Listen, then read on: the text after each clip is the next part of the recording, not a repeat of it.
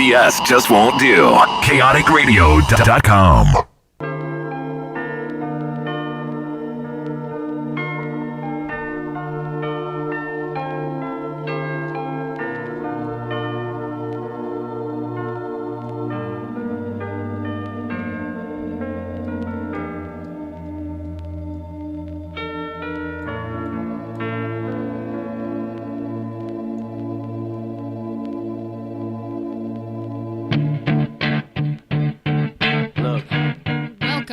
KaoticRadio.com. Thanks for tuning in. I'm Carrie Taylor, your host for Women Talking Football, which is a show about the game of football or soccer and how women can impact the world's beautiful game.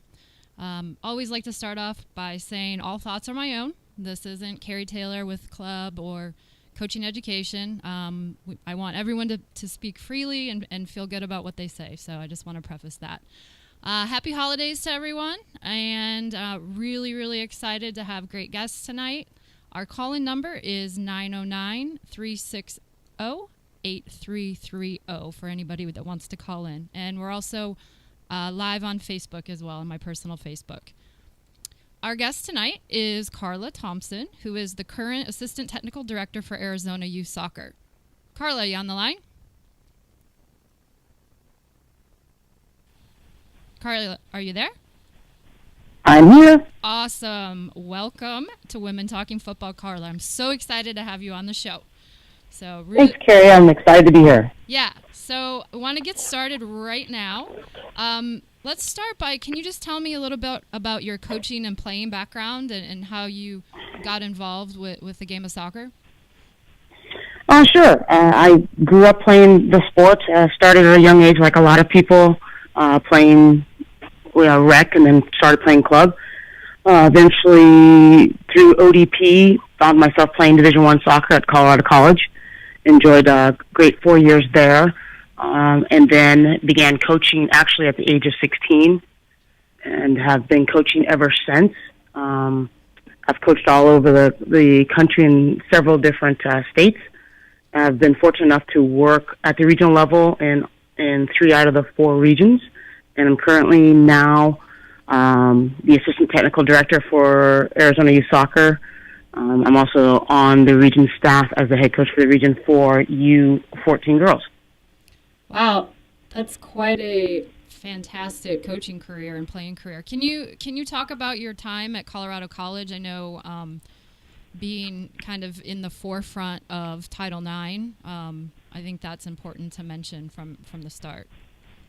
Yeah, being at the time that I was at Colorado College, there were probably only maybe 40 or 50 schools that were really sponsoring women's soccer at the Division I level, and Colorado College at that time was one of the premier programs. I was fortunate enough to play for a coach, Dan Kovalovich, there for 3 out of my 4 years, and we had an extremely talented team. We went to the Final Four 3 out of my 4 years. Unfortunately, lost to North Carolina 2 out of those 4 years, but otherwise a very successful career there. You were in the finals for 3 out of the 4 years of college. Wow, that's amazing. That's fantastic. Can you talk about making it to that pinnacle? Yeah, it definitely was not something going into college that you ever expect to do, but the tradition that was already established once I got into Colorado College, they had already gone to the finals in 1986, 2 years before I went in, and so they already had the tradition established there, and that was the expectation. So that's what we strive for every year, and then being able to compete and play against players such as Mia Hamm and Christine Lilly every year, Brandy Chastain, just shows the level of collegiate soccer back then. That's fantastic. I wish I could have gone to a Final Four. That's definitely not something that everybody gets to experience. So that's fantastic. So you mentioned that you got into coaching when you were 16. How did that come about? Did someone say, "Hey, you should try this," or did you just say, "Hey, I want to be a coach"? I mean, how did that come about? It came about with just exactly what you said. Someone just saying, "Hey, you know what? You enjoy the sport a lot. Have you ever thought about coaching?" And we have a neighborhood team where I grew up in Colorado, and so I said, yeah, no problem. I will try my hand at this, and started coaching then, and never stopped since. Kind of caught the coaching bug. Yeah, it kind of doesn't leave you once you get it. It's definitely not. It's there, and I know my dad has always said, "When are you going to get a real job?" Like coaching's not a real job.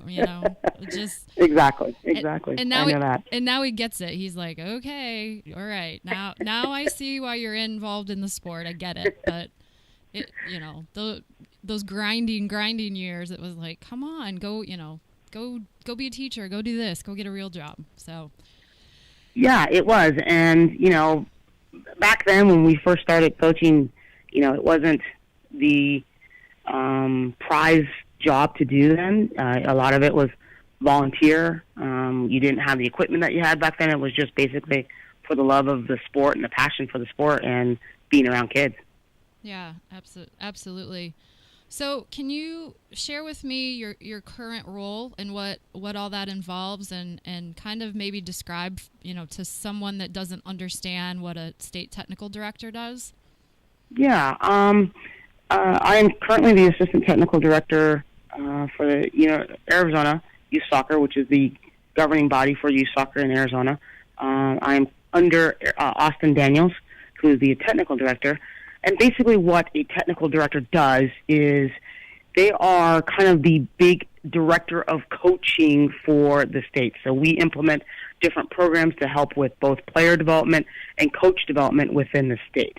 We work with the different clubs and with the U.S. Youth Soccer Association and how to better improve the soccer within the state.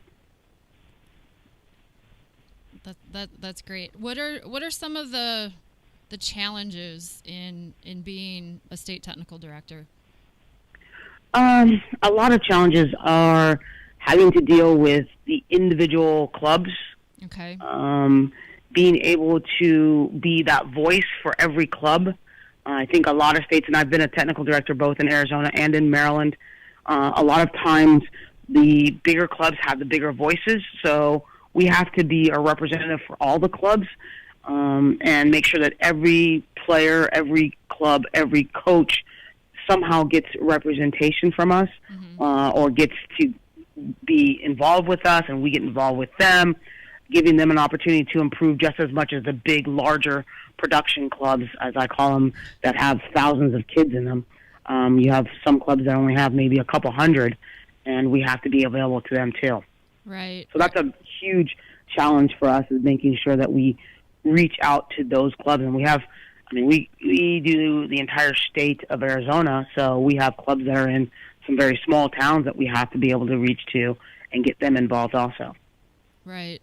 And so how does it differ like within your state? I mean, the as a technical director, you guys provide coaching education for people within your state at the entry level? How does that? Correct. At the entry level, all the way up to the C level license, the middle level license, we provide the coaching education. We provide the educators. U.S. Soccer or U.S. Youth provides the curriculum in which we use to provide to the coaches. So yes, we do provide that. Okay. And what are the challenges with trying to get people involved in your state and coaching education? Do some people feel like, I don't need it, I played the game, I know everything, or what? I think the challenge with coaching education is that a lot of people think that coaching isn't really a craft. They think it's just kind of a volunteer thing. You just kind of step up there, you put some balls on the field, and then you're coaching. Right. And you really have to understand the methodology of teaching, the methodology of the game, and understand the technical aspects of the game to be able to portray that to children. The other challenge is getting coaches to understand that you're teaching children. You can't take the adult game and put it on kids, which a lot of them, as you said, are past players or have watched the game, and they want that to be the exact picture that they see in a child's game, and that's not the same. So a lot of that's a huge challenge, is teaching them who their audience is when they're coaching and how to relate to that audience. Yeah, You brought up a critical thing that always kind of hacks me off a little bit, where you mentioned people don't think coaching is a craft, and that, that to me as a director of a club and trying to get parents to understand, like, we don't just show up and go, here I am, let me make up my session in my head. I mean, we as coaches put in lots of time and effort, and we do our coaching education, and we think about our sessions, and we try to, analyze everything that we do, and we're very, professional, I guess is the best word to say, in what we do. And, I think often from my experiences, people go, oh, well, you're just a soccer coach. And that, correct. That to me is just, it's so hard to convey that it's not just a soccer coach. It's how, we're important in kids' lives every single time we step out on the field. I think you're exactly right. And I think for soccer, because of the infancy of the sport here in this country, we're kind of in a transition, because you still have that parent coach that's coming out that does exactly that doesn't really know a lot and just comes out and puts their time in and then wants to be near their kid, which is great. But then you also have those who have put their time and effort in and are professional coaches. So where's the line drawn between those professional coaches and the parent coaches? And then how do parents decipher between the two? Right. Yeah. I think that where you mentioned that, there are plenty of good parent coaches, and I don't want to discount coaches who are parents who volunteer, but there definitely is, to me, in my mind, a difference between someone who, is working in the game full time, who goes and gets all their education, and who, really, really, really, this is their passion, this is their focal point, and then someone who, they coach a team, and it's kind of like their hobby, I guess, and it's right. It's very hard, because we all need every type of coach in the game. We need the grassroots coach, we need whatever the in-between coach is, and then quote unquote the professional coach. But it's there, to me, there is a difference. There's a big Correct. difference in someone who has been in the game 28 years and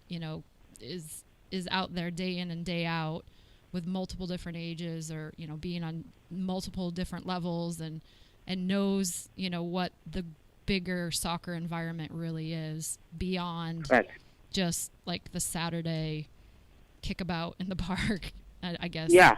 So. No, you're exactly right. And I think you hit the point where a lot of parents can't decipher between the two. I mean, it's very easy when you look at a regular job and you say, okay, well, you're an attorney or you're a lawyer, you went to school, you did education, so you're a professional. Right. Well, there's the same area in coaching. Well, I've done my education, I've put my time and effort, so I'm a professional coach and I do it full time.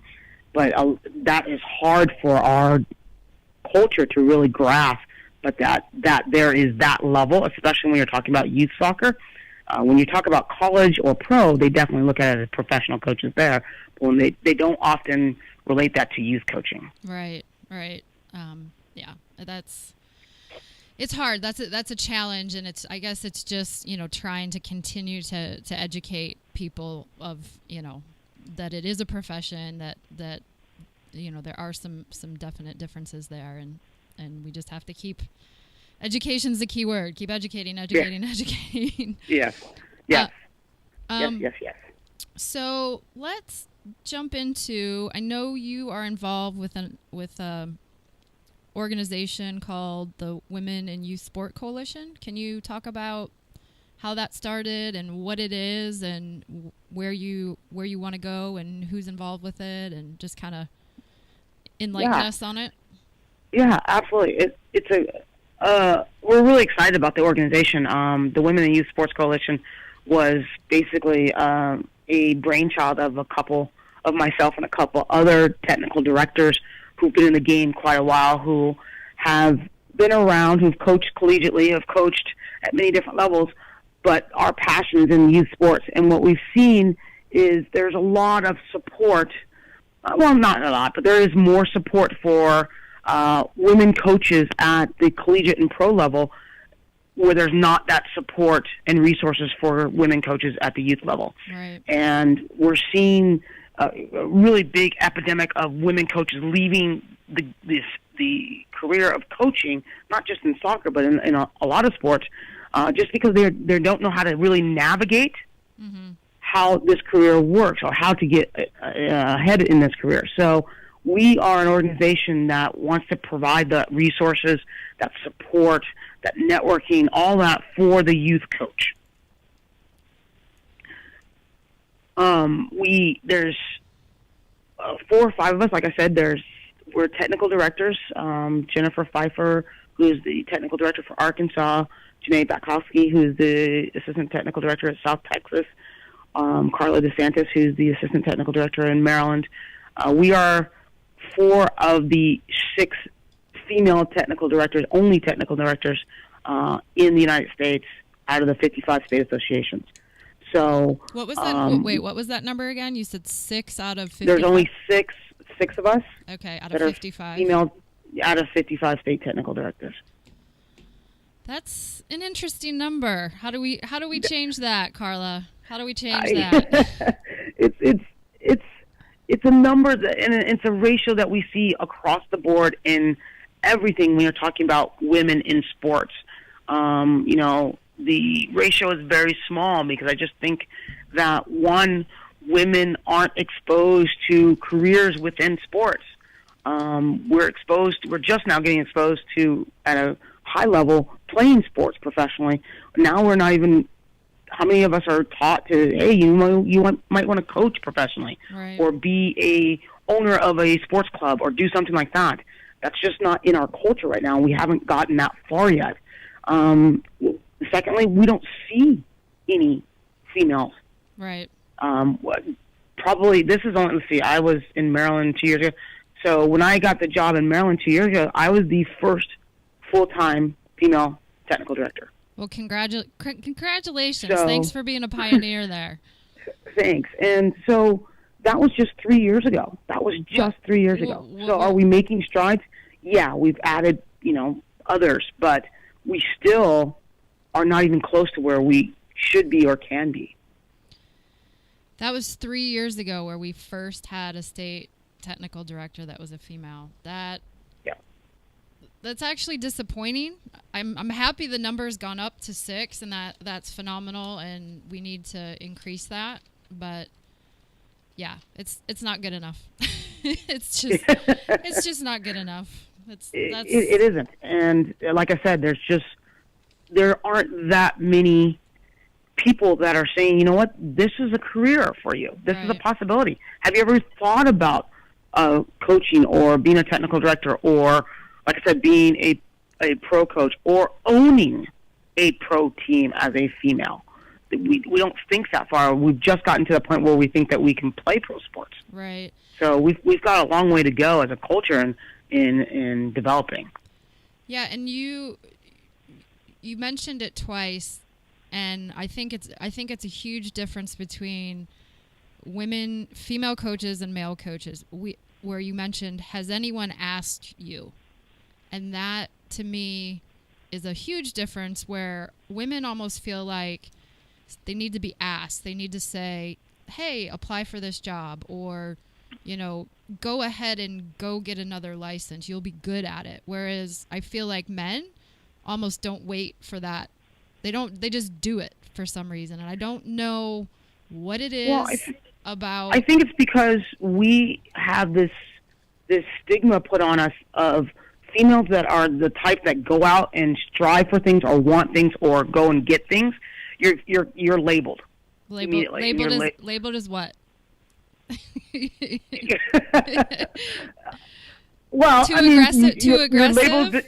Yeah, you're labeled aggressive. You're labeled the B word. You're labeled all kinds of things. Right. And so women tend not to do that. They tend to hide back in the shadows. Where men who go out and grab things and push for things, they're labeled as go-getters. Right. So that's a cultural thing that we have to fight as women. And that's what Women in Youth Sports Coalition, we talk a lot about that and how to combat that as women, because that's not within our nature because of culture. Yeah. So what's the website for the Women in Youth Sport Coalition? Do you have? It's WIYSC.com. Okay, WIYSC.com. Check it out. We need to get more people connected, more women connected, more allies for women. And I don't mean to. I definitely don't want to bash men, because I like men. Like we need men. We need allies. We need all sorts of people to be inclusive and to spread the word about our beautiful game, because we want more coaches. We want better coaches. We need more diversity, more women, more minorities of every kind, so that we can grow the game, Oh, absolutely. I would not be where I am today without the help of men. Yeah. It wasn't women that helped me get where I was, it was men. So we definitely need men to jump on board and help promote and progress women up to those positions. Now, do you find that you just said it hasn't been women didn't help you get where you're at? Is that something that we as women need to fix within youth sport coaching? Yes. Yes, and yes. Yeah. I think that, and it's not just in coaching, I think it's in a lot of professions, that women, because of the nature of having to fight so hard to get where they are, have a tendency not to help other women because they're afraid of losing their position. Right. So we have to get rid of that fear of losing our positions and figure out that we need to create our own good old girl network that's helping the men. Good old girls network. I like that. So that we can help each other get to positions that we need to be in. Yeah. I mean, I totally agree. And I look back at, I look in the mirror at myself as a younger coach, and I think I was not nice to other women because I felt what you just expressed. I feel like I was always looking over my shoulder going, well, they're not going to be that many females hired, so I better be cutthroat and kind of try to fit in and not be an ally to other women. And the older I got, I think within the last 8 years of my career, it's been the exact opposite. And I'm like, okay, you were an idiot. What were you thinking back then? What were you thinking back then? You should have, connected, and you should have collaborated. And I think now, I feel like for me, that's one of my responsibilities, is to give back and help more women in the game and help, plant the seed that was planted in me years ago, Absolutely. I think part of that too is once we kind of reach a pinnacle of where we want to go, we start to reflect back and look at what we've done, how we've gotten there, and we see that there aren't very many women behind us coming up that same ladder. Right. And so as we get older, we realize, what, for us to continue to succeed, and for me to continue to succeed in what I want to do, I need more women coming up that ladder. Yeah. And somebody said to me the other day that, well, women have to take responsibility for, going to more coaching education, or it's up to women to apply for all these jobs. And I agree with that, but I also feel as if, the lack of friendliness, if you so call it, or the lack of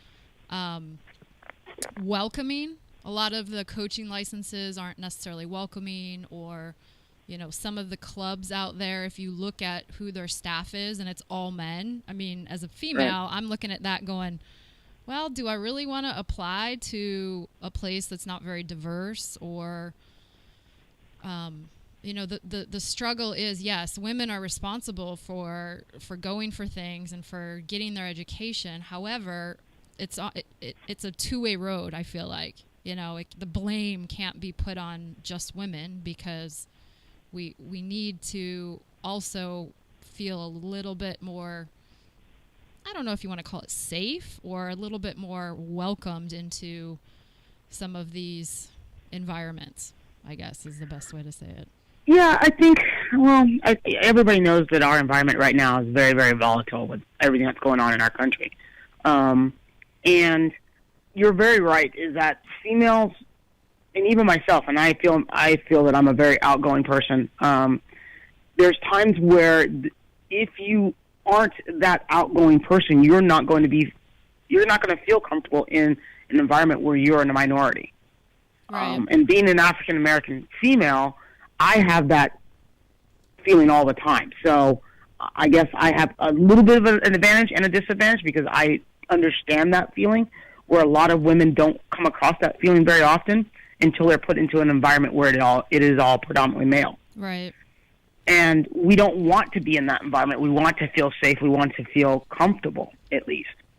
And when you brought up the coaching education, it goes back to what I said before, is there aren't many DOCs, males, coaches saying, you know what, hey, go get your education. Right. Go and get it and be supportive. That's one. And then two, once they go, there aren't very many of us they see there in the classroom or teaching the course. Yeah. So I'm in an environment where, men are great. I love men, but when you're in that environment, men can't help but to talk like men. Right. And women do the same thing. When we're in an environment with just women, we talk like women. Well, that's not a comfortable environment for a lot of people. Right. Whether it's women in a women's group or in a men's group. So that's where I think things have to change quite a bit. And you're right. It's not us just going out there and going, yeah, we need to go to more. It's where men have to be a little bit more cognizant of that environment that they're creating. Right. And I think the one thing that is important to me is how, as coaching educators or as coaches, the language that we use. I'm very big on language, and when I teach coaching licenses or when I observe coaching licenses, a lot of the times all the pronouns are male. His team, his team, his player, the boy, it's very boys, and the visuals on PowerPoints usually are, 85% male and, well, probably 90% male. So it ends up being, it's an unconscious bias almost. But to the women, right. if you're lucky in a coaching license of 45 people, you might have 5 women. So when the listener is constantly sitting there getting messages that it's his team and his players, it's kind of like, wait a second, women play soccer too, women coach too, girls play, and it's trying to again educate the educators of how to be more inclusive, even in the most basic language. Absolutely, 100% agree. Absolutely agree. Yeah, and I brought that up. I took a course in March, and I brought that up in March, and the presenter got really defensive. I raised my question or my hand, and the person was talking about language and the use of language with players, and I raised my hand and I said, well, speaking of language, all the pronouns up until this point have all been male pronouns. And it got kind of confrontational, and it was good. There were 5 women in the room and probably 45 men. And afterwards, one of the instructors came over and said, that was a great point to bring up. We talked about it over dinner, but maybe you could have pulled us to the side and talked to us about it, not brought it up in front of the whole group. And I was like, nope, I'm going to bring it up. I'm going to bring it up in front of the whole group. I'm going to bring it up in front of the women. I'm going to bring it up in front of the men, because it's interesting that they asked you to do that. That's interesting. Yeah. And I was kind of like, well, why? Did I put you on the defensive, or were you put off by it? But it was, to me, it was a valid point where, when you're talking about language and delivering information to players, you have to be able to speak to everyone, and the same thing to coaches. You have to be able to use inclusive language, because it's absolutely. And it goes back to what I said before when you're talking about coaches and coaching education, is coaches have to understand, and presenters and instructors have to understand the audience and what you're speaking. Yeah. And if you don't understand the audience when you're speaking, if you're just going to use the language that they understand and not everybody that understands, you're going to lose part of the audience. Yeah. And a lot of coaches and instructors, presenters don't understand that. Absolutely. Yeah. So you and I joked. We were at a event in San Diego a while ago, and you and I were joking about you having a double whammy. Do you remember? Yes. Do you remember that conversation? Yes. do you care if I bring that up if we talk about? No, not at all. Not at all. So what do you refer to as the double whammy, or we? I kind of brought it up a little bit before. I have a double whammy because, one, I'm African American, two, because I'm a female. Right. So it's very hard as far as diversity. I kind of check both boxes when people are looking for diversity. And as far as getting jobs and being involved in things, as far as an African American, we're not looked at highly or involved very much. And as far as a female, they don't look to involve us very much. So it's kind of a double whammy for me. To have to fight through so much to try and get anywhere within my career path. Right. And I've had that every career path I've taken. It's been that way. Well, I will say you've been a great warrior because you've achieved a lot within your career. So keep on fighting, keep on pushing through. You're doing good work. Keep doing what I love, and luckily I have a passion for soccer. So yeah. I'm just trying to create a path for others who love the sport also. So how do we fix, or how do we change the diversity issue? I know that is, and because we have the big women, men, so we have the gender kind of thing going on. But when you look at, and not only with coaches, it's also with players. If you look across soccer in the United States, it's not all that diverse in a lot of communities. So what's the magic? What's the secret sauce? Is there a secret sauce? I don't know if there's a secret sauce, but there's definitely, and I think a lot of people, if you've read articles, have mentioned the pay-to-play model. Is it the best model? I don't know. I don't know what is the best model, but I do know it's hurting the diversity in the sport just because the cost of the sport is just skyrocketing, which takes it out of most of your minority communities. Right. So as long as we continue to skyrocket the price, and that's just not with pay to play, that has to do with all these leagues we're in, all the tournaments that we have, the DA versus the ECNL, all that fight is just creating even a bigger gap between the upper middle class and the minority. And that's just, you're going to have that huge gap in diversity. It's just going to continue to grow.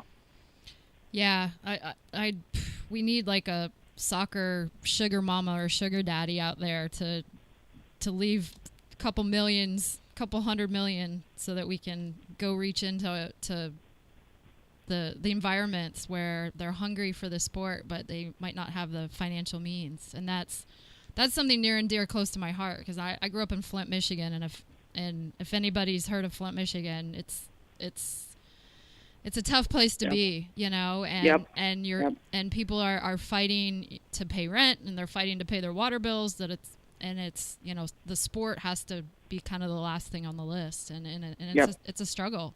And there's so many. I mean, here in the Los Angeles area, there's so many little pocket communities where, the diverse cultures are probably our better soccer players, but that access, that getting that access, that entry point is a struggle, and I'm sure it's the same in Arizona.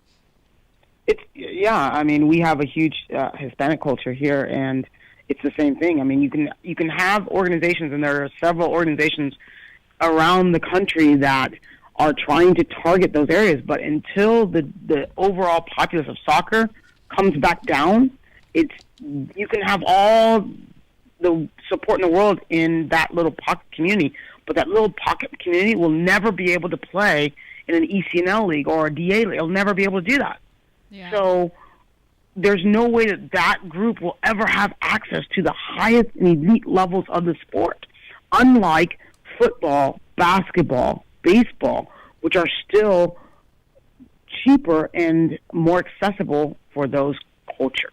Right. And until we do that, this is just my belief only, until we decide to do that and until we bring that game back down to them, we will never be able to compete as a country, especially on the men's side, at the world level.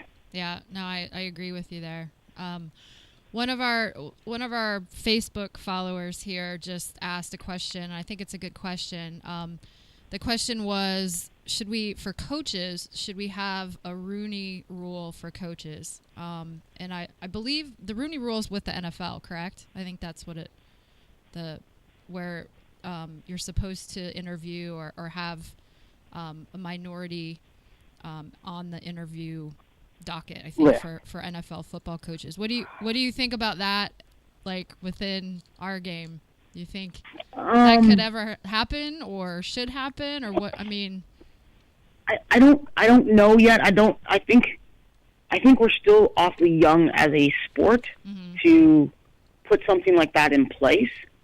I definitely think that we need to have something in place, which we did have in place, Title IX, but it kind of did the reverse effect on us as women, because when Title IX was enacted, you had, I think it was somewhere around 90% of Division I coaches for female sports were women, and now it's down to 30-something%, and that's because as schools put more money into the women's sports, instead of hiring female coaches, men started applying, and then the men got the jobs. Well, that's the same thing that's happening now. If you look at ECNL, I think the percentage is 3% of ECNL coaches are females, and that's supposed to be the top league for female players. Well, what does that say to the female players? That says to the female players that to be a top player, you must be coached by a male. Right. And for those of you that might be online or listening, and ECNL stands for Elite Club National League, and right now that is a very probably the predominant platform for high-level elite players, and it's a very good way to get recruited by colleges, because basically almost every college coach in the nation goes to these ECNL showcase events. So yeah, that percentage, 3%, is quite sad.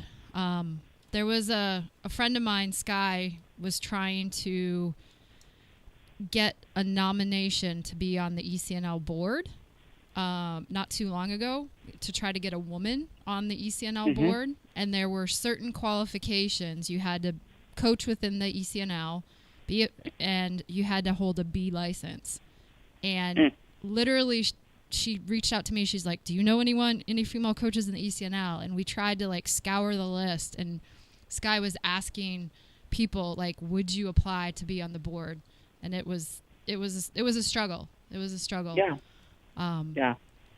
So it's, and unfortunately, I have the feeling the same thing's going to happen with the new developmental academies that U.S. Soccer is implementing. You're going to have the same ratio or even less.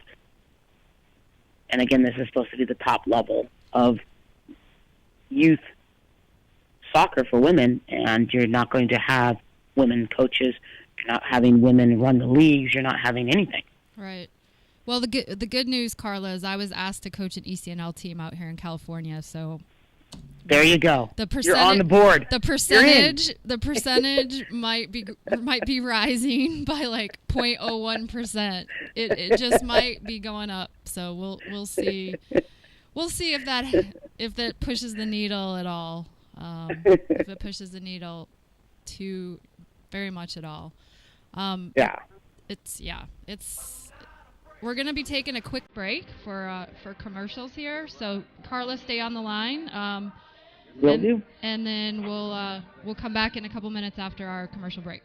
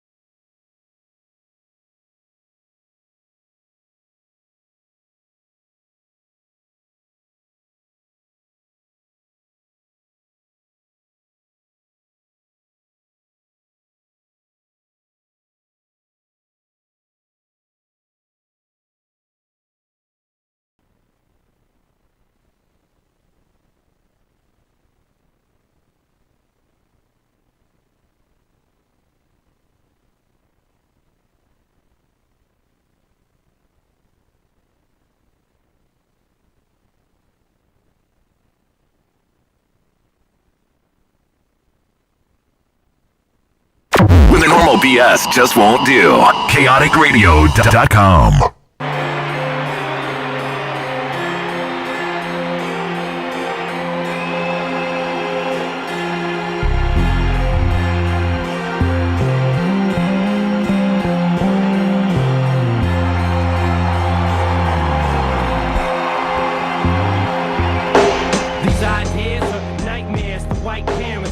Welcome back to KaoticRadio.com. Thanks for tuning in. Again, I'm Carrie Taylor, and I'm your host for Women Talking Football, which is a show about the game of football, or soccer as we call it in the U.S., and how women can impact the world's beautiful game.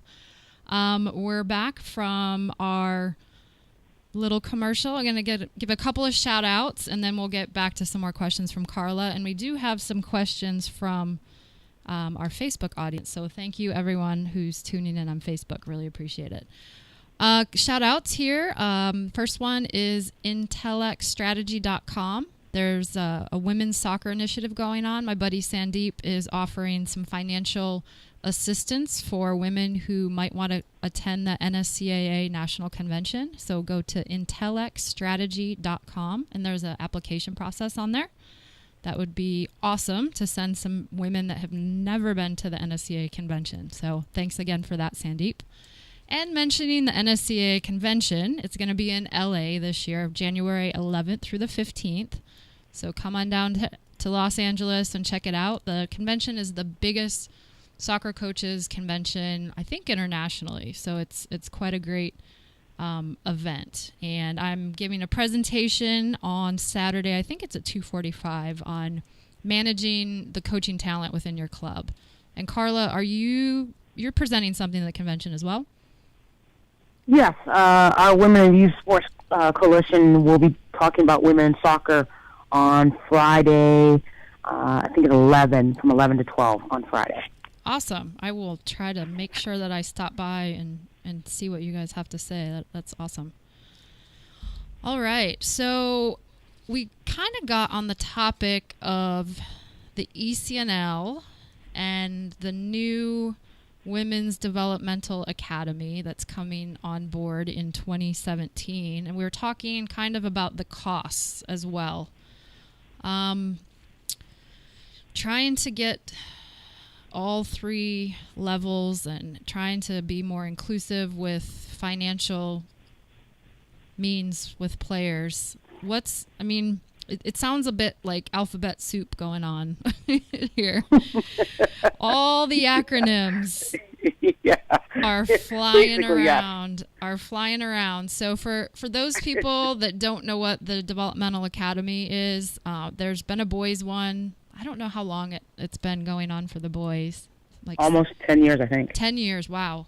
Time flies. And it's basically under the guidance of U.S. Soccer. So the women haven't had that. Well, of course, they started it first for the men. We always have to get used to that, I guess. And the platform has basically been provided by U.S. Club and the Elite Clubs National League. So I'm going to throw the question out to you and hopefully to people on Facebook. What do we think about the Girls Developmental Academy coming on board? That's a loaded question. That is a loaded question. I think that it's tough. I'm not quite sure what happened between U.S. Soccer and U.S. Club, but I think having another league just fractions us again and even more. Right. I think the ideal thing to have it to be one league, that would be it. I think that's the best thing for us. So I'm not sure how this is going to shake up club soccer yet. I'm waiting, kind of like everybody else, waiting to see what's going to happen. Because the men didn't have one, so I think it's going to be a completely different environment and growth period than the men did. The men didn't have an elite club already established, so they developed the DA and have this. But now with the ECNL already having that platform, and then the DA United States Soccer coming in and developing the DA, I'm not sure where that's going to go. So I'm kind of excited and waiting on pins and needles to see where it goes. Right. I think It's a struggle. Like if I put my club director hat on, I look at it and I go, holy crap, how does my club survive? Because, we're not in either. We're not in ECNL and we're not in the DA. So it's for me personally, when I put my DOC hat on, I have to figure out a way to really embrace my niche within my club, and then I also have to provide that elite player platform, be it, push my, create an alliance with a club that has ECNL or DA and be able to push on my top players to that. Because otherwise, I'll be honest, my club's going to struggle if I don't have a connection to kind of those platforms. Yeah, when we talk about the DA on the girls' side, it's so confusing. When I was in Maryland as a technical director, I had a very good relationship with the DA from DC United, and the state association worked with them so that we had kind of that pyramid scheme going on with them as far as the DA being the top, and then you had ODP, the Olympic Development Program, underneath, and then the clubs. And we were working on developing partnerships and things like that. So, again, it was much different, one, because there wasn't anything else already established, and two, because the boys have the MLS, which is definitely a different league. Right. I'm not sure how the women's is going to work because you don't have that. The NWSL isn't financially stable enough to support the DA like the MLS is. Right. So I'm not sure how that's going to not impact the DA. And then, again, already having ECNL there and then splintering ECNL and you're having some clubs that went to DA and some clubs that stay in ECNL, I'm not sure how that's going to make either league great. Right. We have a question from Facebook. The question is, in the wait-and-see climate, do you see any challenges or pitfalls that might come up, and what should advocates be looking out for with the DA? I think the biggest challenge is going to be what's going to be the elite platform. Right. Is it going to be the DA? Is it going to be ECNL? From what I've seen, I don't think the DA has all the top clubs, and from what I've seen, I don't think ECNL has all the top clubs. So you've splintered it again. Yeah. So how is U.S. Soccer going to handle that is kind of the wait and see of how they're going to handle the DA not having the best clubs. Where are they going to put ECNL in this pyramid of elite players? I'm not sure. I don't know. And like you said, then you got to look at, okay, now let's look at the other clubs who aren't ECNL, who aren't DA. Where do they fit into this? Are they feeder systems into the DEA, or are they feeder systems into ECNL?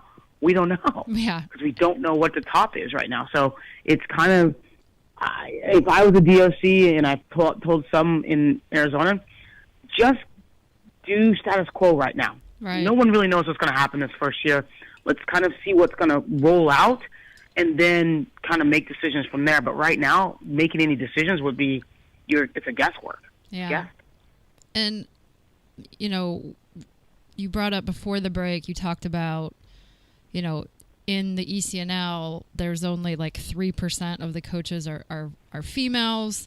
In the DA, I wonder what that percentage is going to look like. And also, I know there was some discussion with a group earlier on today of what does the best club mean? Is it best players? Is it best coaches? How, who's evaluating and how do you determine what makes the best club or the best coach? Because you can look at winning in national championships as one metric. You can look at, maybe player retention. You can look at level of licensing from coaches.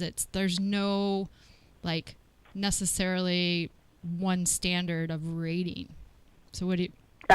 It's a big question. I mean, the big push right now is, the DAs want the best clubs, because I think and every state knows who's got a DA in it. Right. That U.S. Soccer has come down and told those DAs basically, you can go and scout and recruit from U10 up. Right.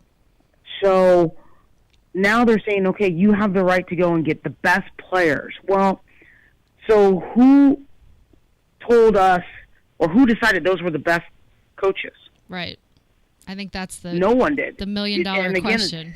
Yeah, it's all of a sudden you have these teams, and I've always said, and it's not for everybody, but in my experience with coaching both basketball and soccer, that not necessarily the best coaches don't necessarily have the best athletes.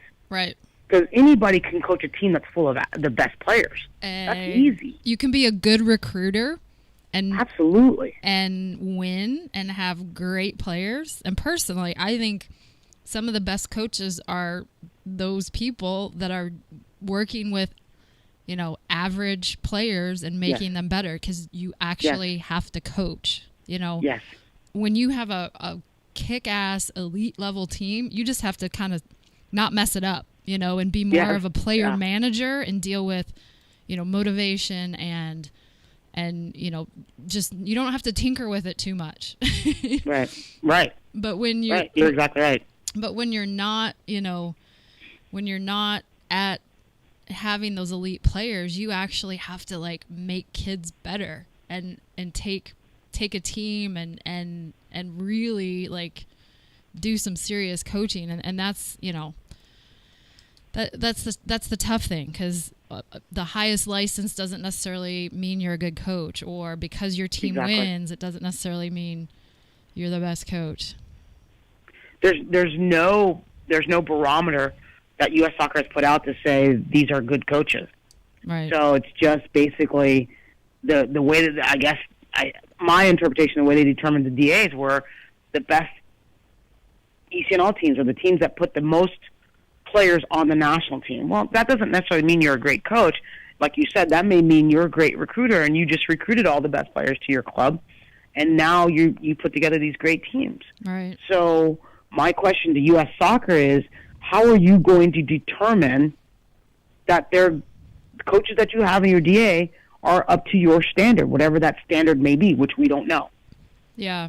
I mean, I do know they send in some evaluators. I think they have regional people on the boys' side that go into that go into the DAs and ask for people's sessions and kind of give the coach feedback. So right. I would hope that they would do that on the women's side as well, the girls' side as well.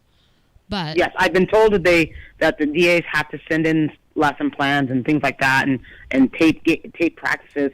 But again, I've never heard, and I'm just a small pea in the whole pod of United States soccer, but I've never heard of a coach being removed out of a DA. Yeah, I highly doubt. I highly doubt that they would pull the trigger on that. Yeah. So again, the standard is that we're going after the best players, but are we putting the best players with the best coaches? Yeah. That's my question. Yeah. That I would like U.S. Soccer to answer, and I don't know if I'll ever get that answer. But well, they might give you an answer, but it might not be too in depth. I guess is the best way to say it. Yeah. Very true. I mean, and that's the funny thing. For me, I've only taught E licenses and D licenses and the National Youth License, so I haven't been involved at teaching the higher level licenses. But I tell you what, every time I go out to the field, I always see a coach or two who I would be like, I would like to revoke your coaching license because you're a jerk to kids and it's wrong. Yeah. And it's okay to have standards and be hard on kids, but I've heard so many coaches at pretty good clubs and at pretty high levels who berate kids and who the body language and the belittling, and it's I look at it and I go, if I was a parent of a kid on that team, there's no way that I would have my kid playing for, Coach XYZ. And it's almost like there needs to be a evaluation process that continues beyond, just going and getting, your license. It's almost like we need to check in on people and say, you know what, you get a yellow card because you just are an idiot to your players or demerit or something. I agree. As a technical director, we've gotten several cases, of people complaining about coaches and things like that. And there's only so much that we can do as a state association. We can hold hearings and things like that, which we have done. But the problem is there more so is that parents are in the fear of reporting coaches, right? For fear of retribution, right? So, like my kid's a lot of get it goes benched undone. Yeah. Yep. Yeah, and again, I think that that goes back to the educational piece with parents is it's not okay to have coaches berate your kids. Like there's a difference between holding players to high standards and a little bit of tough love here and there, but I don't. It's just some people out there lose their minds when they are on the sideline, and it's almost like you need to video them and shame them and say, this is what you look like when you coach your team. You need to stop. Oh yeah, definitely. And I wish that was part of the process where we could videotape them and send them in and say, okay, yeah, your coaching license is revoked. You can no longer coach. Right. So, in talking about the developmental academy, it was kind of interesting because I coach a high school team here in Southern California, and my players, I gave them the day off, and we went on a walk and we went and got ice cream because they had 5 games in 7 days, which is crazy because our high school schedule is insane. So I was walking behind the players as we're kind of off and about, and the girls were talking about. Some of them play on ECNL clubs currently, and they were all like, are you going to try out for the DA? Are you going to try out, for this? And it was really interesting listening to the players talk about, well, the big question was, do they want to play high school? And, do they want to train 4 days a week and basically, do it almost like a job? And it was, I didn't participate in the conversation. I was just within earshot, and it was very, very interesting to me. Do you think that there is a difference between girls and boys and committing to intensive training that the DA is going to implement? Yeah, I definitely do. I think that, I think we kind of touched on it a little bit earlier, is that for women, being able to play professional is very new. Yeah, and you're not going to make a ton of money doing it yet. Yeah. You're not going to become LeBron James playing professional soccer for women. Right. Men have had that dream for 30, 40, 50 years. And yes, they can go overseas and make a lot of money playing soccer. But women, it's just not there yet. So, of course, again, we're not brought up to have that dream. And when you have that dream, that's when you have that killer instinct, that nonstop, I want to train, I want to do whatever I can because I want to play pro. Right. You don't have that with women because it's not available to us right now. Mm-hmm. We're starting to learn that, but it's still just not there. And with men, it is. So you're going to have that different level, and that's why I'm not sure the DA is the DA to provide for a national team or for professional players. Right. I think the DA on the men's side is providing a pool of professional players. Yeah. That's what I think the men's is. Yeah. The women is not. The women is providing for the national team. Well, that pool is very small. Yeah. It's very small. Very. So you're talking U17 national team, you're only talking about a pool of 20-something kids out of 10,000 around the country. Right. Versus on the men's side, DA, you're talking about I could become a homegrown professional player for that MLS or get involved with the MLS or go overseas and become a professional player there. So there's a whole different hierarchy on the men's side versus the women's side. So I don't know, again, I'm not sure where this DA is going to go for the women. Yeah, I'm not sure. It's gonna be very interesting. So we have a question from Facebook, and let's see. As the Arizona Assistant Technical Director, what will your interaction be with the DA and the national training centers and coaches of the DA? Will you be in connection with the federation consistently, or will the DA basically kind of skip over the state directors and go straight to the federation? How is your role going to be lessened at all? Yeah. That's a great question, and that's a question I have because that hasn't been exactly answered to any of us yet either. Really? No, we don't really know what the role of the DAs, and I've heard different stories from different states who have DAs and how their state associations and their DAs are interacting with each other. Mm-hmm. As far as in Arizona, our feeling is that we support the DA, the idea of the DA, we support it because we feel that we need to have an avenue for those elite players in Arizona. Are we going to be piggybacking with the DA? We haven't even gotten that far yet. I mean, we haven't even. We need to sit down with the DAs and figure out where their role is, what our role is, and all that comes into play. We haven't gotten that far yet. So I don't know. Right. Hopefully, we're going to learn that between now and June when they start. Hopefully, U.S. Soccer will come down with some ideas on where everything is. But basically, right now, a DA, as far as I understand it, has no connection with the state association because it goes straight through U.S. Soccer. So if it does have any association with the state association, that's pretty much just a kind of handshake deal or a symbiotic relationship that they will develop, not that it's coming down from the top. Right. It's interesting. I was thinking today before, being on doing the show tonight, and the word collaboration kind of came to my mind.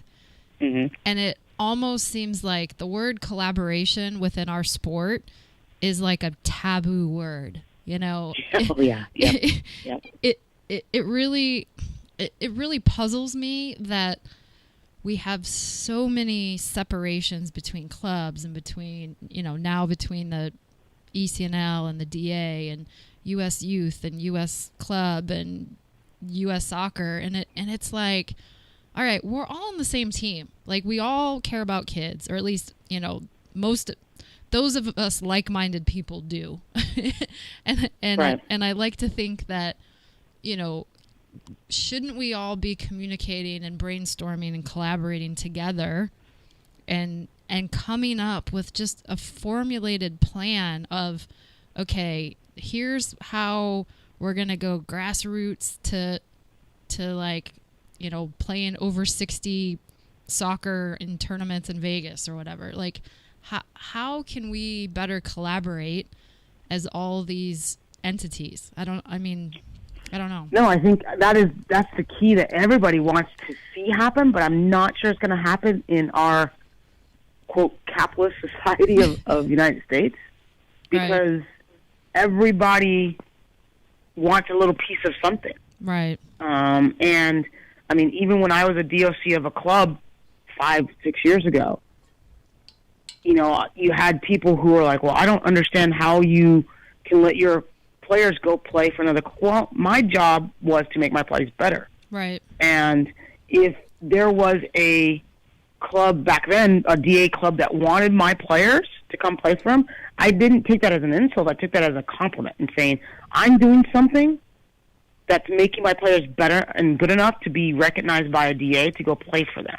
Right. And I don't think there are enough coaches out there that take that attitude. Instead of releasing players and putting them into better situations, they would rather hold on to them and keep them because they want, whether it's ego or financial stream or whatever it is, we will not have that collaboration to work with each other to put players in the best environment possible. Right. We just don't. Yeah. And I find that at every level. Yeah. Recreation, select, club, ODP, every national team. I've seen articles, and I know you've seen an article where a certain club was upset because it lost 2 national team players to a training camp, and they weren't there for their ECNL event. Are you kidding me? Really? Right. Yeah. Seriously. Come on. Seriously. Yeah, and that, I mean, and again, that's it's collaboration and communication, and you mentioned the word ego, and I think that, I think that is a key word, and one of the differences, I believe, between men and women in general as coaches. I feel like women can be more collaborative and say, you know what, like you just mentioned, if I can't service a player in my club and I need to push them to another environment, then I'm okay with that. Like, then that's where that player needs to go. Whereas sometimes I feel like the ego, and it gets into this big like battle, and that's my player, and how dare you, and I don't know. Again, I love men. I'm not bashing men, but I really feel like the collaborative piece is very different between the genders. I agree. I absolutely agree. Yeah. So we have another question from Facebook. I'm loving all these Facebook questions, so keep them coming. So do you think it's possible that the 2 main leagues, so the ECNL and the DA, could exist to produce more players? Let's see. I got to read this. More players than one league. The ECNL had a monopoly, but can they both create a culture that makes it better over time? What do you think about that? I think I'm somewhat of an optimist. I think that can exist, but I think both leagues have to have a standard. Right. And that standard has to be held throughout the league. And if that standard's high, I think clubs will strive to reach that standard, and we will improve our environments, and we'll improve the player development, and that can help a lot more players than just having one. But I'm not sure that is the main focus of both leagues. Right. I'm not sure. Yeah. So that's where it comes down to the people that are in charge of those leagues. Again, as you said, the word ego has to be put aside and said, okay, what can we do to make our league develop players? And that's a word that is overused in youth soccer more than anything I've ever seen, is player development. Yet people talk about it all the time, but I see very few people who actually practice it every day. Right. Yeah. They talk about player development, but it's about winning and losing. It's about money. It's about this. Player development is about player development. Are you willing to put players into an environment that is best for them to continue becoming better players? And that environment may be with you. That my environment may be somewhere else. That environment may be sitting, just like you did, sitting your kids for a day or two because they played 5 games in 7 days. Yeah. That has to be taken into consideration, and I don't think we have done enough of that in any of our leagues. Right. High school, club, ECNL, any of them. I just don't. Yeah. And I mean, the thing is like, I'll use my high school team again as an example. I have 2 players or 3 players that are at the Disney Showcase who haven't played a lick of high school. Like they train with us, but they can't play because they're still finishing up their club season. And I'm okay. And I'm okay with that. Like it's fine. It's good. Like they need to go to Disney. They need to be seen because they're very high level players. But some coaches would like almost guilt those players into feeling bad about having that, on their plate and yes. that opportunity. And, like if we do something in training and they have club training later, I go, okay, do you have club training later? And they go, yeah, okay. And I go, well, you don't have to do this activity because I don't want to stress out your body because you're going to go train with your club team. And, correct. It's about, again, looking out for the best of those kids. And sure, like I would love to have them, but I try to look at the bigger picture and go, me including them in a really hard activity before they go to the club practice, that's not going to be the best thing in the long term for them. It's not, it's going to burn their bodies out. It's going to, right. It's going to overstress them. And that's where, I think coaches need to kind of look at the end game more than, oh my God, I'm not going to have these players for, this specific game or this specific practice. Well, you brought up an interesting point, because I think that it kind of falls in line with the collaboration. I think we've lost sense of what we're doing and where we are, what is the role of high school soccer? What's the role of AYSO soccer? What's the role of competitive soccer? I think it's all become blurred, because maybe I'm just old. Back when I was playing, high school had a role, and people played high school. I played high school only 1 year, but it was fun, and it was a break from club, and you got to play for your friends and enjoy hanging out with your high school friends. Now, a lot of high schools are run as clubs. You're going to tournaments. You're playing umpteen games. Yeah. Well, we've lost the role of high school soccer. Yeah. And now these kids, instead of getting a break, are just continuing doing the same thing they're doing 12 months out of the year. Same thing with AYSO. AYSO has now decided they want to have a competitive side. I know. Well, that wasn't your mission. Right. Your mission was the introduction and to develop the passion for the game. Well, now you've lost that. You're now becoming club. So where does that beginning player begin? Right. They don't have that rec experience that I had when I was growing up, where playing rec for 4 or 5 years and then deciding that you wanted to go to club. Now kids are jumping in the club at the age of 5 and 6. Right. So yeah. I think we're losing identities of structures that were good, because everybody's fighting to be that top organization, and again, I don't know if it's ego or if it's money or what it is, but everybody's fighting for that same piece of the pie in American soccer. Yeah. One of the things that I'm kicking around, I think I'm going to try to do it in January, is I want to have some of my players on this show and talk because I think adults always tell kids what they want to do or what they should do.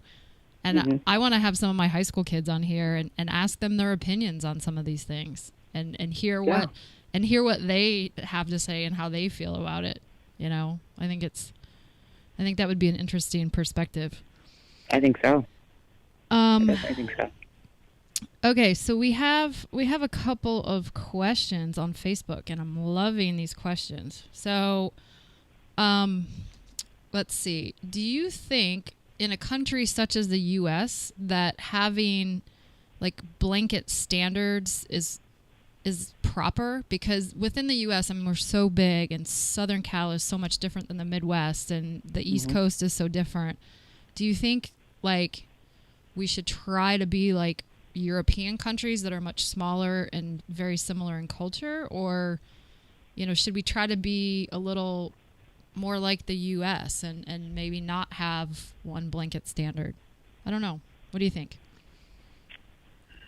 I don't think there's anything wrong with having a blanket standard. If you look at football has a standard. Right. Across the country. If you look at basketball has a standard. And to get to a certain level, you have to hit that standard.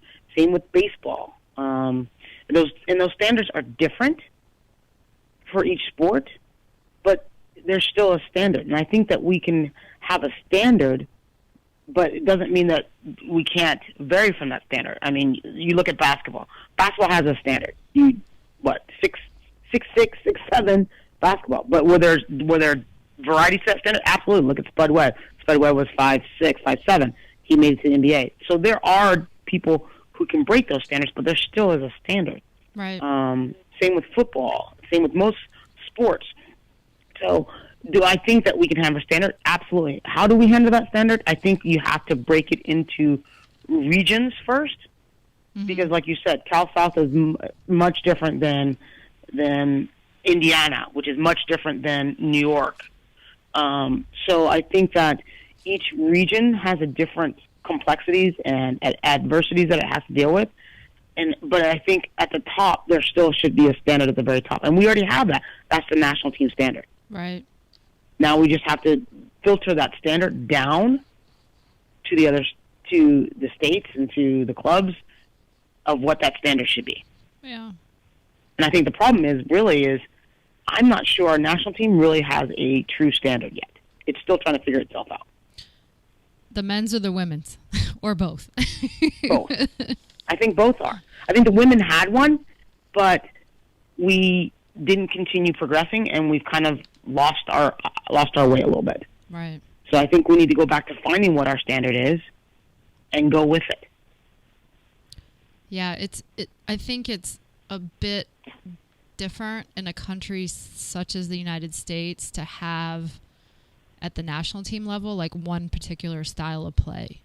I think it's a challenge because like you just mentioned, all the states are so different and all the regions are so different, and like what they do in Holland or Germany can be instituted because of their pro structures from U6 on up, whereas here it's almost like we have to like scrap everything and start again if we're going to try to have like one standard, and I don't know within our American culture if that's ever going to really happen. So we're gonna. Well, I think we need to create one. Yeah, we do. Hey, Carla, we're gonna go on a quick break here. When we come back, we're gonna talk a little bit about the pro license, and we're gonna talk about some administration issues.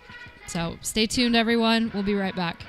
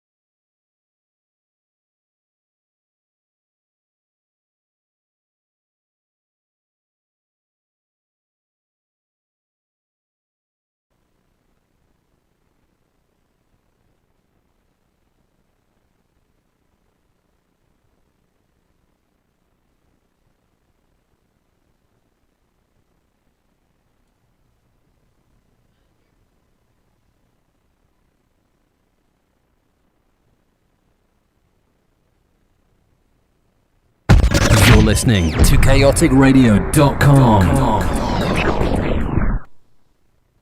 Just gonna stand there and watch me burn. Well, that's alright because I like the way it hurts. Welcome back to KaoticRadio.com. Thanks for tuning in to Women Talking Football. We're on the air with Carla Thompson, who's the current Assistant Technical Director for Arizona Youth Soccer. Carla, you still there? Yep. Awesome. We are rocking it out. I'm loving having you on. So thank you for taking the time to talk to us tonight. My pleasure. We have another question from Facebook. So there's been a state that has kind of seceded from the U.S. Youth Union. And the question kind of revolves around that. It says, have we created potential ego with an administrative problem by having the DA clubs working directly with U.S. Soccer? Could this lead to other clubs or state associations who want prestige of being registered directly with U.S. Soccer? And how can that impact the state associations?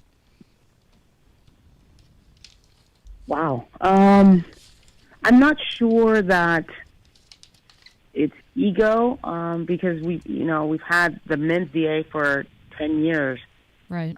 Before this situation with the state going straight to U.S. Soccer. So I'm not quite sure. I'm not sure exactly the whole background of all of that. Mm-hmm. And I'm sure we'll find out within the next couple months what all that entails. Right. But I don't really have a lot of information on the background of that. Yeah. Do you, with one state doing that, do you see that as do you see other states? Like a catalyst for others? Yeah. Do you see other states going, well, maybe we'll investigate it, or, what's I the think benefit with anything of it? that you see a state or something major like that, you're going to have other states are going to say, okay, well, what's the issue? What are their problems? Do we have those same issues? And then investigating that. I don't think that any state wouldn't. I would assume that most states probably are looking into it. Right. Now, whether or not they're going to take action, I have no clue. Yeah. I have no clue. But definitely I would assume that most states are looking into it. I would definitely think that.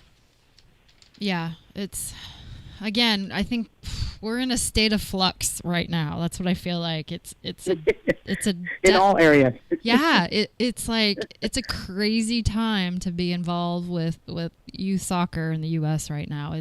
There's so many kind of like unanswerable questions going on, and the one thing that I really, really hope that everybody continues to think about is what's best for the players. Right. And that's the question that all of us at whatever level that we're at, it's almost like you have to continue to ask yourself that, because you can get caught up in it's just business, or, it's about, winning, or it's about this. And you almost have to like take yourself out of it and go, what's best for the kids? Right. Yeah. That's a struggle. So that's going to be a struggle. Yep. So question, there was, I wouldn't say I'm versed in Twitter, but I try to get on Twitter every day and read different things and see who's posting, different soccer ideas and things. And there was a picture that popped up on Twitter that U.S. Soccer had their first pro license graduates. And the interesting thing was it was a picture of all men, and I looked at it and I noticed Heather O'Reilly retweeted it and had a lot of comments. Heather O'Reilly is a former women's national team player, for those of you that don't know who Heather O'Reilly is. Lisa Cole, who is prominent within soccer and who's the women's national team head coach of, I think it's Papua New Guinea. Yeah. Yep. I said something about it. I mean, it was a hot topic. What are your thoughts on that? What are your do you want to Do you want to comment? What do you Do think? you want to open that can of worms? Yeah. What do you think? You know, I think I had the same reaction that everybody else did.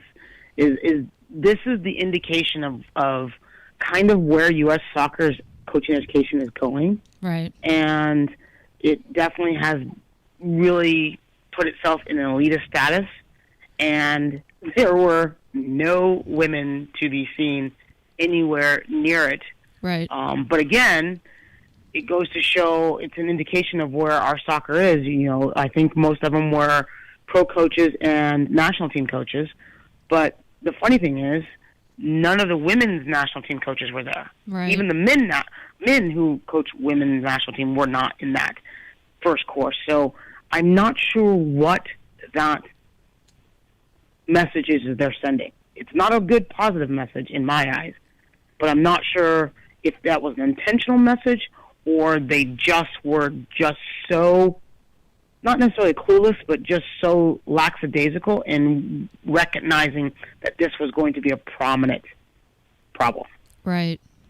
Yeah. There wasn't a lot of diversity going on there, and I had heard that the pro course was an invite only, and I mean It was. Okay, so I get it. Like, I get it that they wanted, MLS coaches. I understand that, but the one thing that I really, really, really would love U.S. soccer to do, and, I might be burning bridges here, but honestly, I don't really care at this point in my career, that the perception is everything. And for within social media, tweeting, yay, pro-license, and it's all men, and it's not really diverse. It's just that perception of, okay, that tells me as a female coach, or if I look at that and, if I'm a minority in coaching, I look at that and I go, that's what they care about. That's what they care about. And it's not user friendly, and that's again the struggle. And I did hear that someone said Jill Ellis is supposed to be on the next the second pro license team 2 or version 2, which is fantastic, and that's great. But it, again, the perception is that, oh, U.S. soccer, this is what they care about. Yeah, and the tough part is, and the funny thing is, again, you mentioned me being a double whammy. For me, being a double whammy, when I look at things like that, I don't even pay attention to it. I just scoop over it because it doesn't have me in it. So why would I even pay attention to the article? Why would I be interested in it? Why would I strive to be it? And that's what I keep coming back to it, is if we don't have minorities and women involved and in those pictures, younger minorities and younger women don't want to be there. Right. Yeah. And I don't know how many times I can say this and get this across to people. And I had this conversation with several men that didn't understand this, that is a crucial point. If the women aren't there, young women don't strive to be there. Right. Yep. So we have to have women in there. And I've been talking about this with U.S. Soccer for a while, and I don't want to burn any bridges with them either, but we don't have very many female instructors at the higher levels. There's 3 of us, I think, that teach C license or higher. Right. That's it. So how can you say that you're even thinking about that problem of having women in coaching courses? And at DE level, yeah, we have more females, but at the C, B, and A level, and pro now, and the academy directors, there's 3. That's it. Right. That's it. 3 in there's none. 3 in none the size of the U.S. And yes.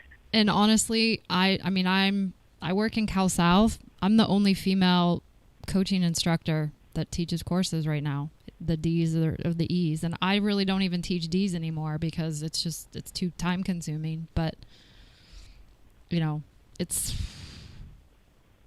That's it. Yeah, it's tough. It needs to change, and and women, women are responsible. Women need to say, hey, I want to be an instructor. How can I go about it? How do I sit in on a course, or how do I become an instructor? And that, that's a piece of it. But the people that are going to make the decisions on who will be instructing these future licensing courses need to say, okay, let's come up with a cadre of diverse coaches and say, who can do this? Who wants to do Right. this? And it can't just be, again, like, let's go to our go-to people, because we need to spread the wealth. We need to have some new ideas and new people out there leading the charge. Right. I absolutely agree. The hard part is I often get the feeling that they don't want that diversity. Yep. I can definitely understand that point of view. So oftentimes we just say, okay, Right. you don't want that diversity. You don't want somebody that has a different voice. You want someone that's just like you. Okay, we get that. Yeah. And that is the challenge. That is a challenge. And I think, again, with diversity comes differing of opinions, and that's okay, and that's good, and that should push people to be better. I don't, like, personally, if I put my DOC hat on, I don't want yes people around me. I want other people that have had different backgrounds and that have different life experiences and have grown up in different environments, and I want them to, like, push us to be better within my club. And one would think that would be, what our governing body would want within a country so diverse as the U.S. That's... You would think so, but you brought it up earlier, the word collaboration, and as a female DOC, that collaboration is much easier, I think. Mm-hmm. Because we're oftentimes saying, okay, who can I surround myself with who are as good or better? Right. Yep. Because I have to compete. So I can't do this by myself. Yep. So who knows? Yeah. So but it is definitely a problem. You were in Florida recently. What was that a coaching education situation for state directors? What was going on? It was the National Instructor Workshop. Okay. How was that? So it brought in all most of the state technical directors plus the national instructor staff to go over the new courses, because they're changing the USSF courses and creating a new grassroots course. When are they planning on rolling that out? Did they say? I think the grassroots course won't be rolled out until probably 2018. Okay. Because they're still trying to fine-tune it some, because there's definitely some pushback, because they want to change quite a few stuff. Right. But the new licenses, the new C was rolled out in June. Mm-hmm. June was the new C, and D and A have been rolled out. So, yeah.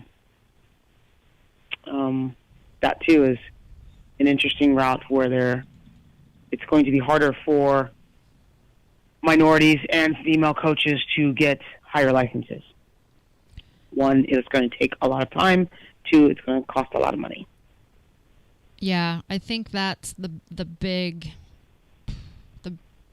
question that I have, and that I did pose to Nico from US Soccer. So I'm not really talking out of turn, because I've said this to him.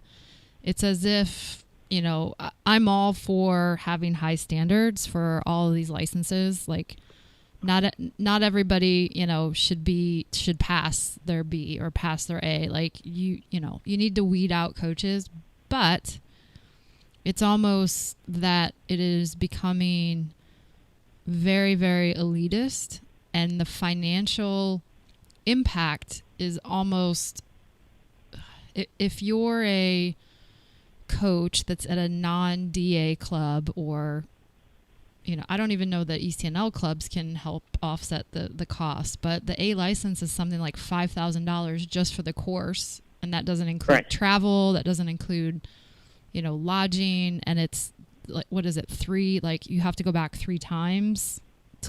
Yeah.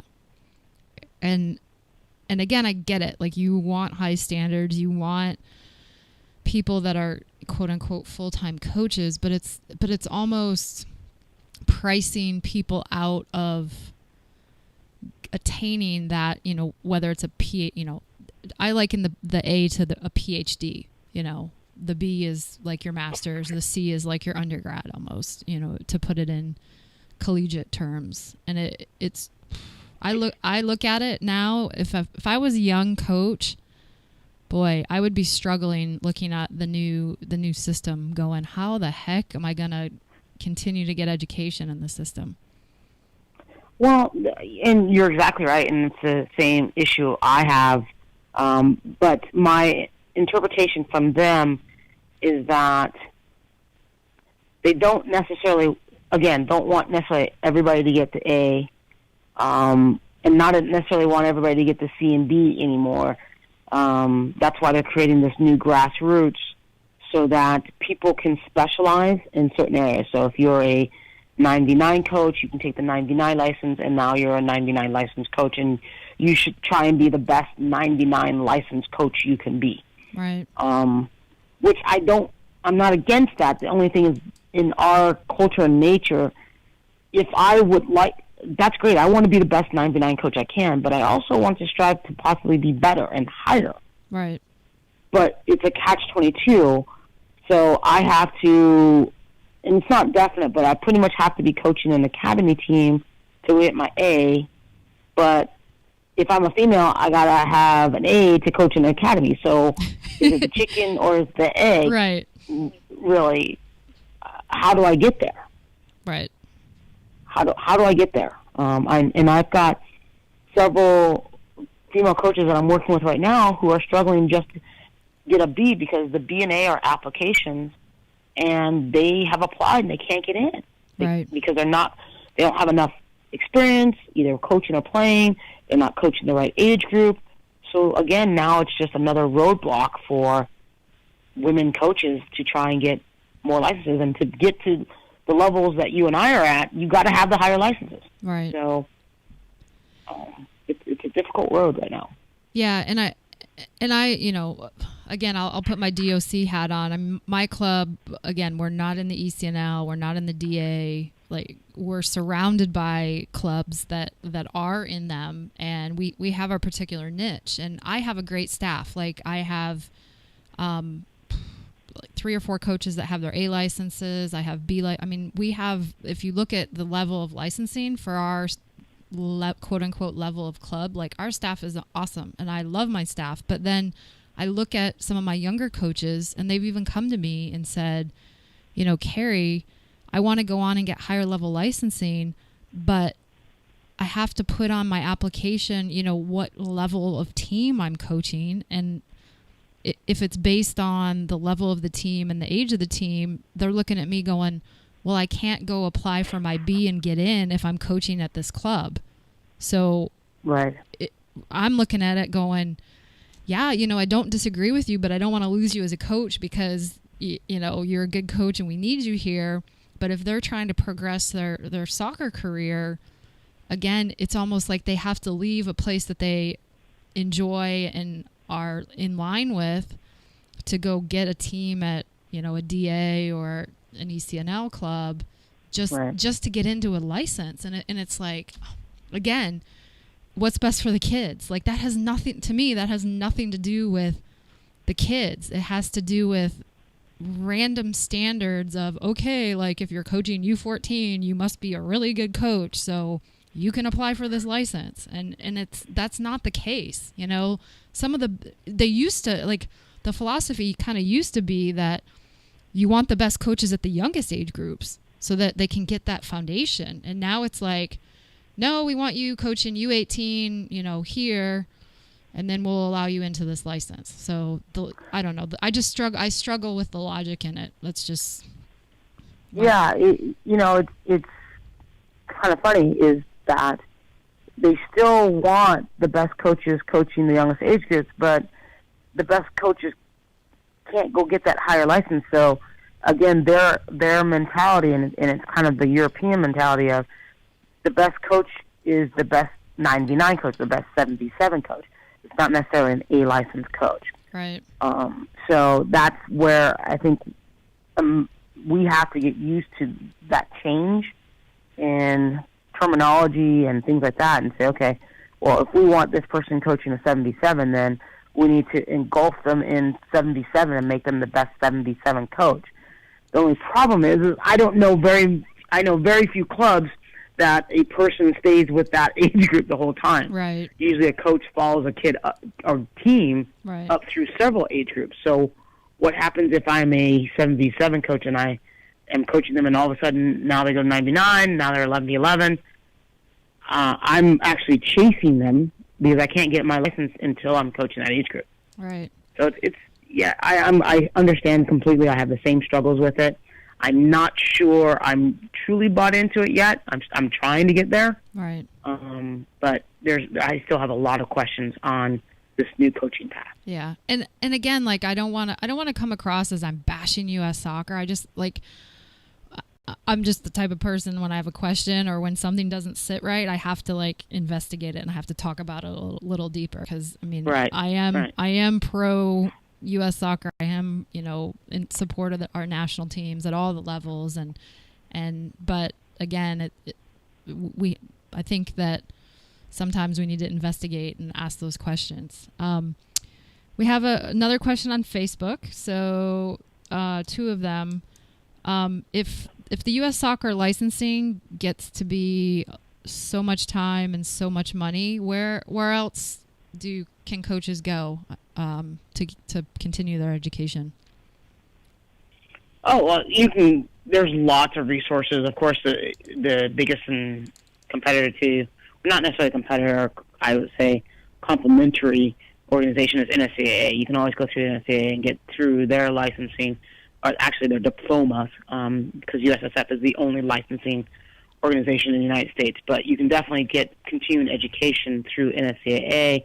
I know the High School Association has some coaching courses. I know AYSO has some coaching courses. So there's a lot of different organizations that have resources in which you can continue your education. I know myself, I'm getting ready to go overseas to do spend some time with some London English clubs so that I can continue my education. So there's just have to be kind of sometimes creative, get outside the box, right? If you want to continue your education. Well, we'll have to have you back on the show to tell us about your experiences going overseas and sitting in on some new and exciting sessions. That'd be great. Definitely. Another question from Facebook. I'm loving this, the interaction from Facebook. It's great.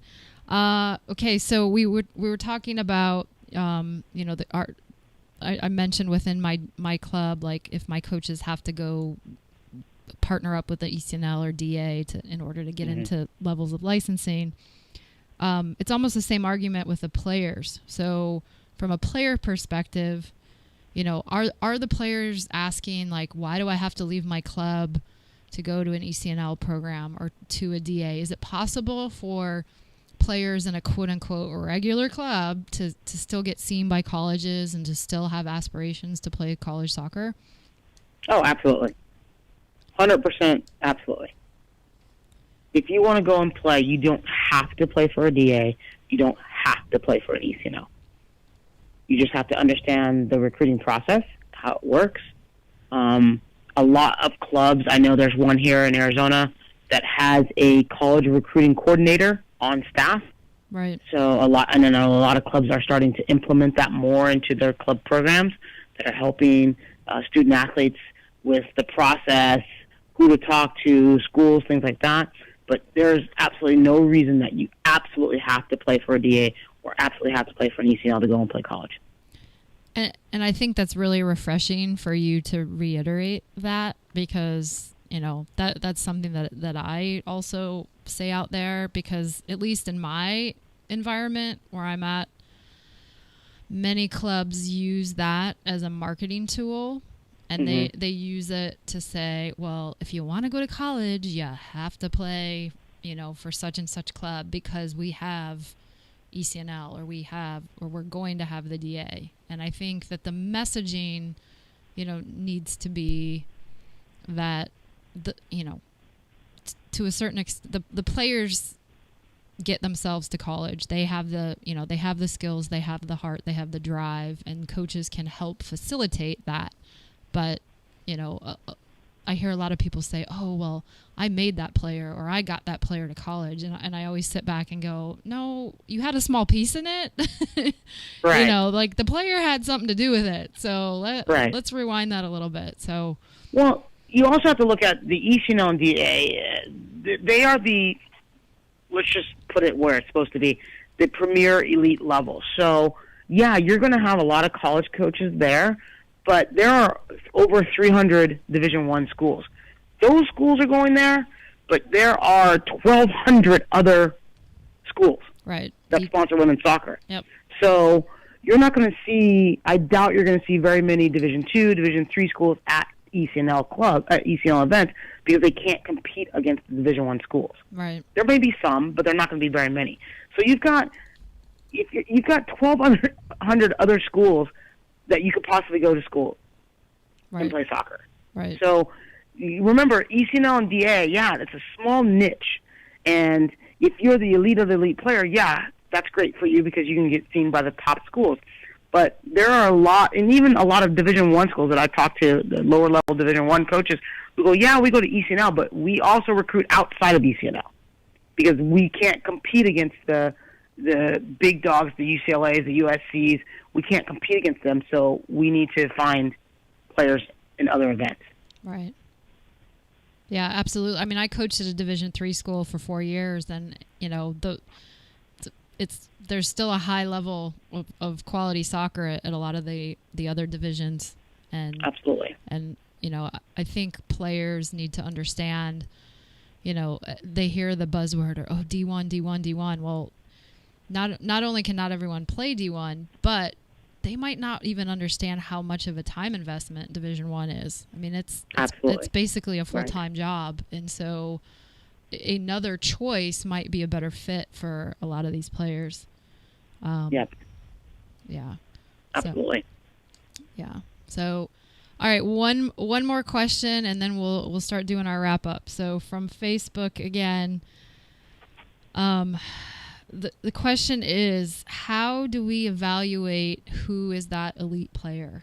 And, the DA and the ECNL, they obviously have to fill their rosters. And how can we trust or how are those rosters kind of being selected?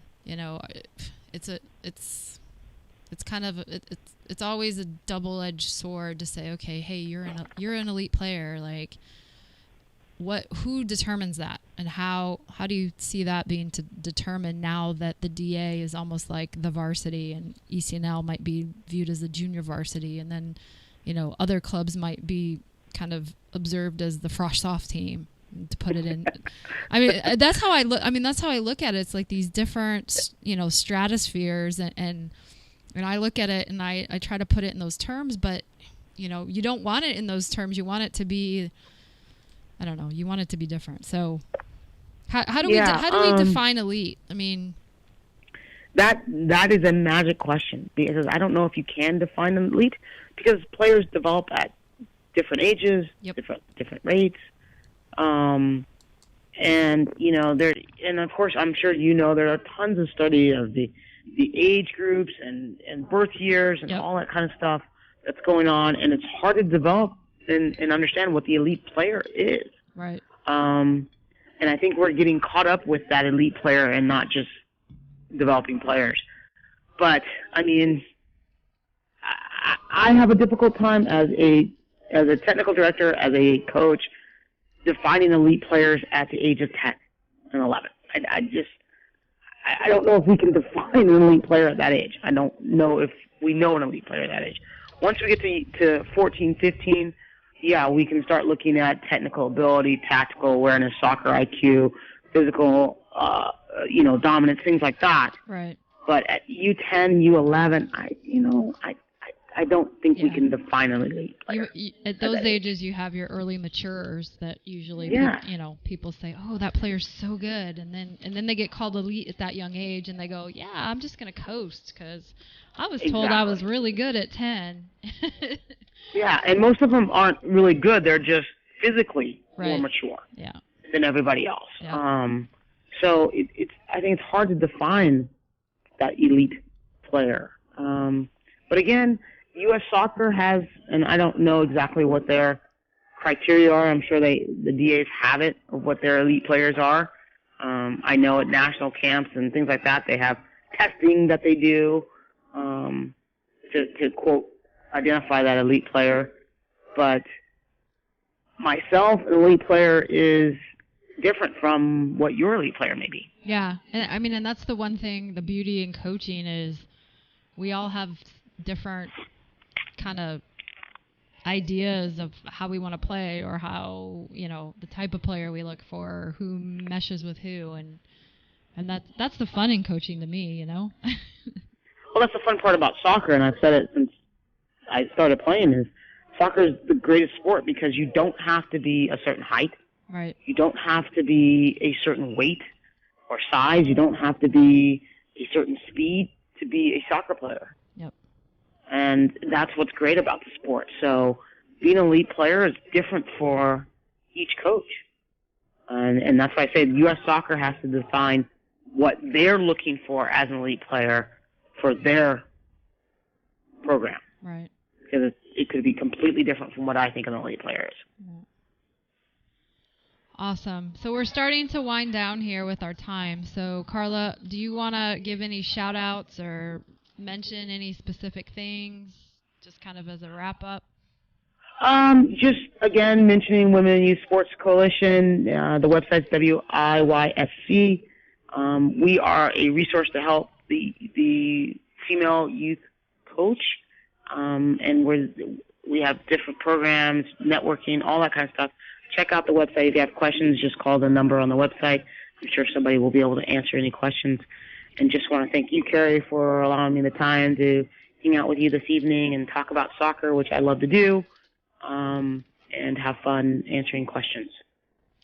No, it's awesome, Carla. I'm so happy that you were available tonight to chat, and I'm looking forward to your presentation at the convention, and looking forward to seeing you at the convention. And I'm sure we'll have some more chats over some beverages and talk Definitely. about how we're going to impact the game. Definitely. On a large scale, and I just want to say thanks and appreciate all you've done for the game and being a pioneer, at the collegiate level as a player, and also, just to be one of 6 technical directors of 55 entities as a woman and as an African American woman is awesome. So keep on fighting the good fight and keep on pushing things forward for women and minorities in the game.